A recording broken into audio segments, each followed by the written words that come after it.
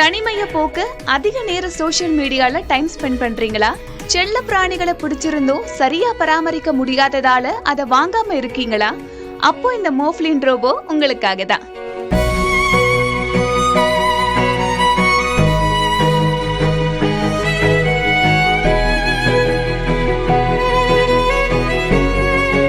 Casio என்ற ஜப்பானின் புகழ்பெற்ற எலக்ட்ரானிக்ஸ் நிறுவனம் மோஃப்லின்ற ரோபோ செல்ல பிராணிகளை அறிமுகப்படுத்தியிருக்கு.